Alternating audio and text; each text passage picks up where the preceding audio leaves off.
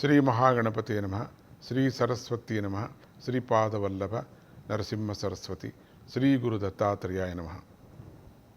అంతరాత్మా భవేత్ సాక్షి. మనలోని అంతరాత్మయే మనం చేస్తున్నటువంటి పనులకు సాక్షి. సృష్టిలో కనబడేదంతా పంచభూతాత్మకం. పంచభూతాలు లేని చోటు లేదు. మన శరీరము పంచభూతాలతో తయారైనటువంటిది. అందువల్ల శరీరాన్ని పంచభౌతికం అంటారు. ఈ శరీరంతో ఏ పని చేసినప్పటికి కూడా పంచభూతాలకు, సూర్యుడికి, చంద్రుడికి తెలియకుండా ఏమీ మనం చేయలేం కదా. ఎందుకంటే పంచభూతాలతో సమానమైనటువంటి శరీరం కాబట్టి ఏ పని చేసినా కూడా పంచభూతాలకు తెలుస్తూనే ఉన్నది. ఇవన్నీ మనిషి చేసే ప్రతి పనికి సాక్ష్యాలు అవుతున్నాయి పంచభూతాలు. ఎందుకంటే నువ్వు ఈ పంచభూతాలు సర్వంతర్యామిగా ఉన్నాయి కదా. నువ్వు ఏం చేసినా వైబ్రేషన్ దానికి తెలిసిపోతూ ఉంటుంది. అది ఎవరు లేరు గుట్టుగా నేను చేసుకుంటున్నాను పాపం అనుకోకూడదు. పంచభూతాలు సాక్షిగా చూస్తున్నాయి నువ్వేం చేస్తున్నావు అనేది. అన్నిటికంటే ప్రధానమైన సాక్షి అంతరాత్మ. ఇది అన్ని చోట్ల ఉంటుంది కనుక ఇది సర్వసాక్షి అన్నారు. పురంధరదాసు గురించి తెలియని వాళ్ళు ఉండరు కదా. ఆయన పాండురంగ స్వామి భక్తుడు. పురంధరదాసు చిన్నతనంలో ఒక ఉపాధ్యాయుడు విద్యార్థులందరికీ కూడా ఒక్కొక్క అరటిపండు ఇచ్చేసి ఎవ్వరూ చూడకుండా తినమని చెప్పాడట. పురంధరదాసు కూడా ఆ అరటిపండును తీసుకున్నాడు. కొంతసేపటికి విద్యార్థులందరూ వచ్చారు. ఎవరూ చూడకుండా చాటుగా వెళ్ళి తిని వచ్చామండి అని చెప్పారు. ఒక్కొక్కరు ఒక్కొక్క విధంగా చెప్పుకొచ్చారు. పురంధరదాస్ మాత్రము తన చేతిలో పండు చూపిస్తూ, గురువుగారు నాకు రహస్య స్థలం దొరకనే లేదు. వీళ్ళంతా చెప్పే రహస్య స్థలం కాదనిపిస్తుంది. ఒక్కొక్కరు ఒక్కొక్క విధంగా దుప్పట్లకు పోని ఒకడు తిన్నాడట, ఒకడు కుండలో దూరి తిన్నాడట, ఒకడు స్నానం గదిలో వెళ్ళి తిన్నాడట, అక్కడెవరు రారు కదా అని చెప్పేసి.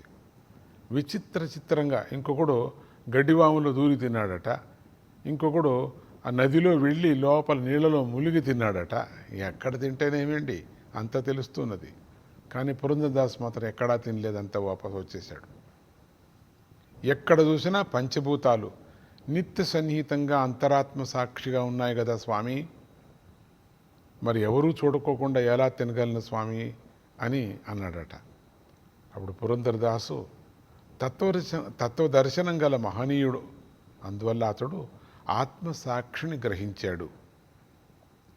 నాగరికత పేరుతో 4 గోడల మధ్య రహస్యంగా అనేక పాపాలు మనం చేస్తున్నాం.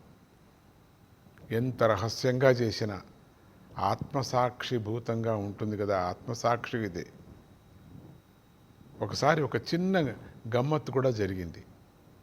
అవి ధనుర్మాసం రోజులు. ప్రతి వైష్ణవాలయాల్లోనూ కూడా ఉదయం ప్రసాదం పెట్టేవారు. ఆ ప్రసాదాల కోసము ఎక్కడెక్కడి నుంచో పిల్లలు గుడికి చేరుతూ ఉండేవారు. ఒకరోజు అర్చకుడు అందరికీ ప్రసాదం పెడుతున్నాడు. అందులో ఒక అబ్బాయికి అత్యాశతో ఒక చేత్తో ప్రసాదం తీసుకొని ఆ చేయిని వెనకబెట్టుకొని రెండోసారి ప్రసాదానికి వెళ్ళాడు. అర్చకుడిది గమనించాడు. ప్రసాదం పెట్టలేదు. ఇంతలో వెనుక నుంచి ఒక కుక్క వచ్చి ఆ బాలుని వెనుక చేతిలో ఉన్నటువంటి ప్రసాదాన్ని తినేసింది. కొండ నాలుకకు ముందు వేస్తే ఉన్న నాలుక కూడా పోయిందన్నట్లు జరిగిపోయింది వీడికి. చివరికి ఆ పిల్లవాడికి ప్రసాదమే దక్కలేదు. ఆత్మసాక్షిని నమ్మకుండా ఆత్మవంచన చేసుకుంటే అందరికీ ఇదే గతి అవుతుంది. ఇక్కడ మనం గమనించాల్సిన విషయం ఏమిటంటే, మనం ఏ పని చేసినా ఆత్మసాక్షి ప్రకృతి గమనిస్తూనే ఉంటుంది అనేది జ్ఞాపకం పెట్టుకోవాలి మనం. అందువల్ల మన మనస్సులో సర్వదా సత్సంకల్పాలే చేయాలి. త్రికరణ శుద్ధి కావాలి. మనస్సు చంచలం పనికనే రాదు. ఇది బాగా మీరందరూ కూడా ఈ సందేశ సారాన్ని గ్రహిస్తారని ఆశిస్తూ ఓం నమో నారాయణాయ. ఓం నమో నారాయణ.